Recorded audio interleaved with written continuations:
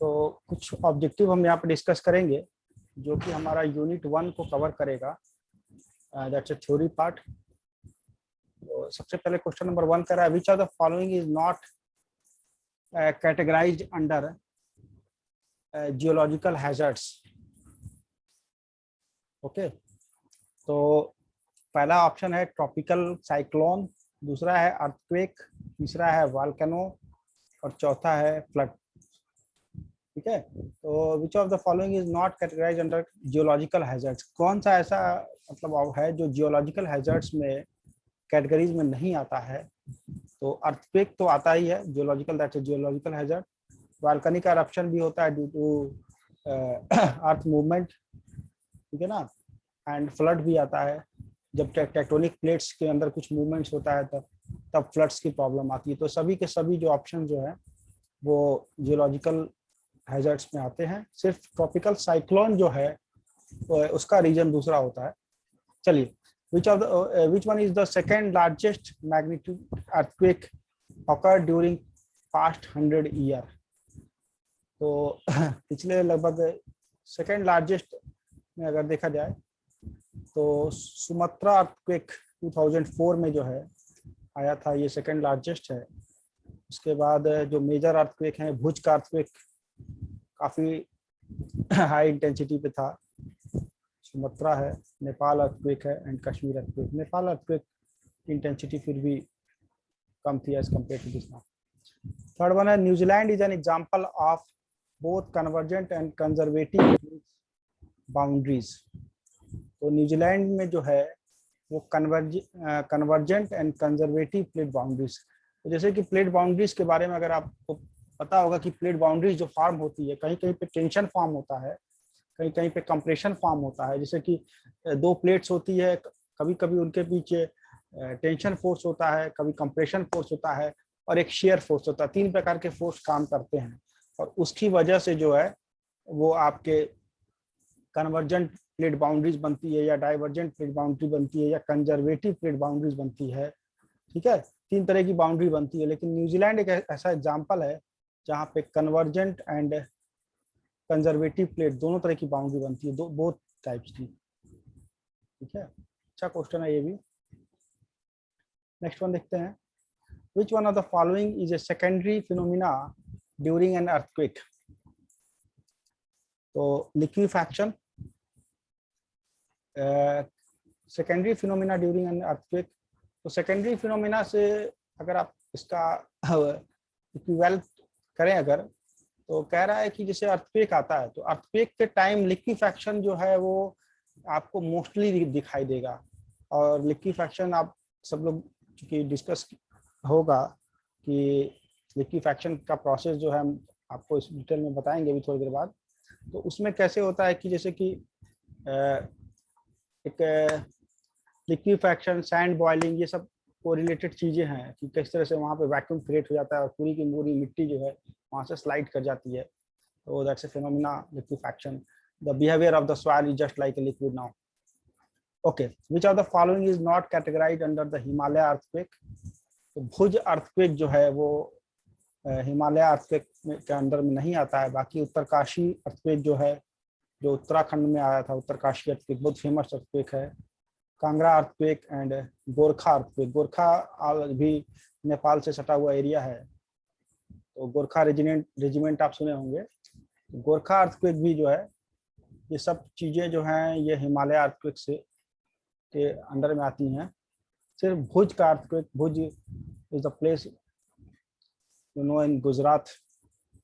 ठीक है, along which active fault the Transist Alaska pipeline was survived during an earthquake।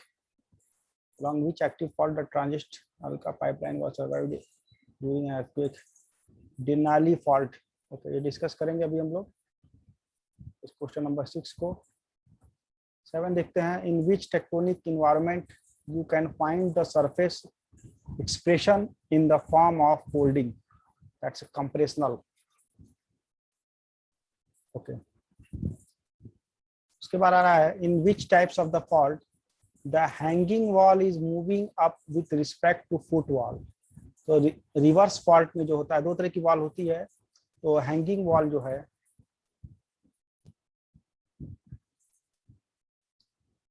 कुछ internet trouble है यहाँ पे। Okay, in which types of the fault the hanging wall is moving up with respect to foot wall. तो reverse fault में ऐसा होता है, ठीक है। Normal fault, reverse fault, strike slip fault, इसमें रिवर्स फॉल्ट में ऐसा होता है, hanging wall is moving up with respect to foot wall, foot wall के रिस्पेक्ट में मूव कर जाती है पूरी की पूरी वॉल, ठीक है। नेक्स्ट वन देखते हैं। ये सारे के सारे प्रॉब्लम्स हमने एनपीटीईएल से लिए हैं, जो कि आपको गेट में काफी ज्यादा मिल जाएगा इसमें क्वेश्चन इन फ्यूचर में। Okay, hade is the angle of a fault plane with respect to vertical, ठीक है। इसको भी डिस्कस करेंगे अभी कि हेड क्या है। Surface along which the block of the rock slip is called fault plane. तो ये तो आप जानते ही होंगे कि जियोलॉजी से रिलेटेड क्वेश्चन है कि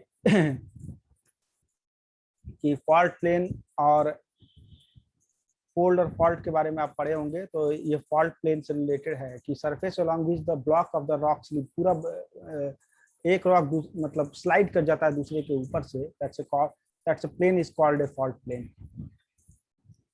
फॉल्ट जोन नहीं बोलते हैं, फॉल्ट स्क्रैप नहीं बोलते हैं, फॉल्ट प्लेन बोलते हैं टेक्निकल लैंग्वेज में। तो ये वही पूछ रहा है कि उसको क्या बोलते हैं, कि फॉल्ट जोन बोलते हैं, कि फॉल्ट स्क्रैप बोलते हैं, कि फॉल्ट प्लेन बोलते हैं। ओके, नेक्स्ट वन है कि इंडिया को जो है कितने सीस्मिक जोन में डिवाइड किया गया है। तो 4 ऑप्शन है, बट अभी तो 5 पांचवा भी 5 जोन आ गया है। ये कुछ दिन पुराना क्वेश्चन है तो इसमें 4 जोन दिया हुआ है, बट अभी प्रेजेंटली 5 जोन है। San Andreas fault is an example of right lateral strike slip. Okay, San Andreas fault जो है वो बहुत फेमस फॉल्ट है, जिसमें हम हमेशा मतलब मूवमेंट होता रहता है। तो वो एक एग्जांपल है right lateral strike slip. San Andreas fault जो है, जो लोग भी अर्थक्वेक से रिलेटेड स्टडी करते हैं या रिसर्च करते हैं, उनके लिए बहुत ही मतलब एक प्रकार का यूनिक है, जिसके बारे में वो रेगुलर स्टडी करते रहते हैं और काफ़ी चीज़ें वहाँ से मिल जाती हैं सैन एंड्रेस फॉल्ट से। क्योंकि एक्टिव, जैसे कुछ एक्टिव और नॉन एक्टिव प्रकार के फॉल्ट होते हैं, that's a active fault. Point on fault plane where slip initiated is termed as hypocenter. Theory part से है hypocenter. 1995 Kobe earthquake was occurred in Japan. Kobe जगह है वहां पे।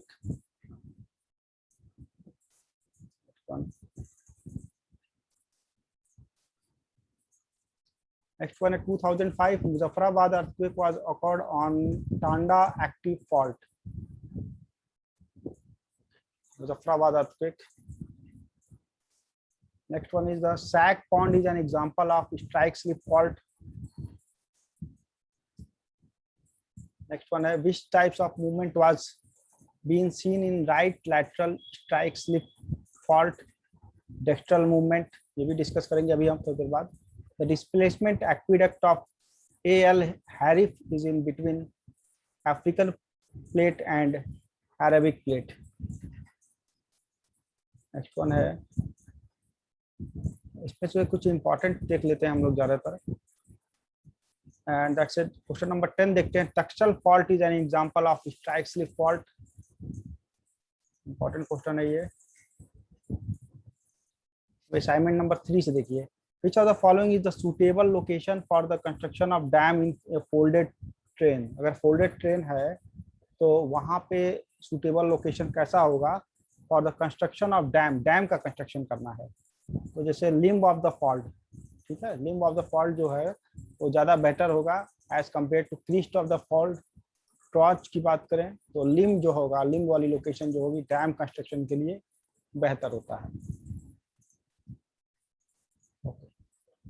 Most suitable rock for construction of tunneling. तो tunneling के लिए suitable rock जो है वो कौन सी होगी?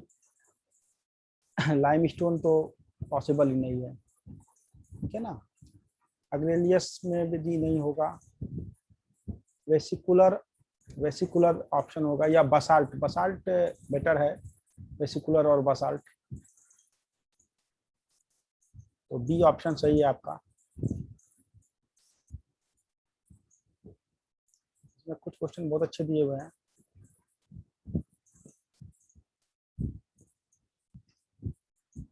क्वेश्चन नंबर 4 आप देख सकते हैं, tsunami waves are generated with the earthquake, true or false? That's true है। सुनामी, अभी हम लोग पहला जो ऊपर में जो प्रॉब्लम देख रहे थे वो भी कुछ ऐसा ही क्वेश्चन था, ठीक है, तो वहीं से उठाया है, ये थोड़ा सा मॉडिफाई करके पूछा गया है। Which is the largest subduction earthquake? Chill earthquake, ठीक है, लार्जेस्ट सबडक्शन अर्थक्वेक पूछ रहा है कौन सा होगा, तो चिल अर्थक्वेक। चिली का अर्थक्वेक आप सुने होंगे, 1960 में आया था, बहुत पुराना अर्थक्वेक है जिसमें बहुत ज्यादा लॉसेस हुई थी चिल अर्थक्वेक में। What is the rupture length of 2004 Sumatra Andaman earthquake? 1200 kilometre का रप्चर क्रैक हुआ था जनरेट इसमें। Then after, what is the subsidal occurrence at Greater Nicobar Island due to 2004 Sumatra Andaman earthquake? That's a 3 meter.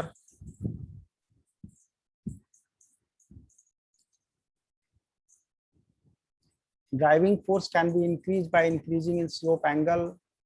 B वाला answer है, decreasing in amount of material on slope, decreasing in slope angle and none of these.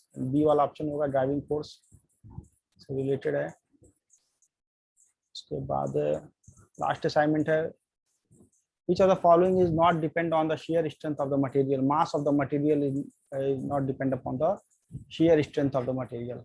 बाकी question depend होगा ही, ठीक है ना, internal friction भी होगा, normal stress भी होगा, इट्स वेरी इंपॉर्टेंट।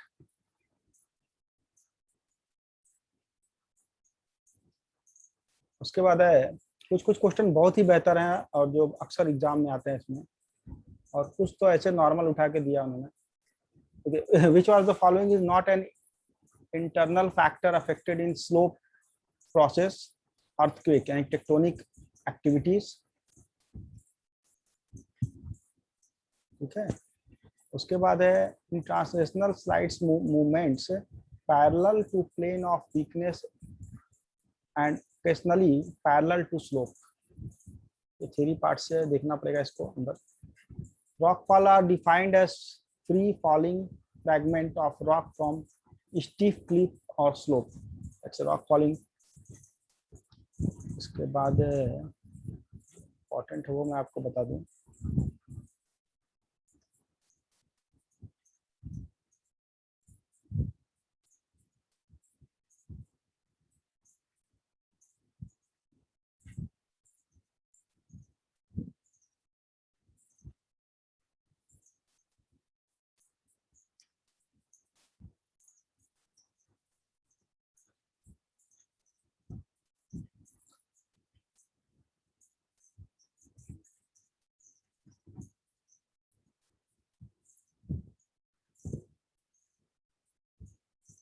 ये इन्होंने जो इनका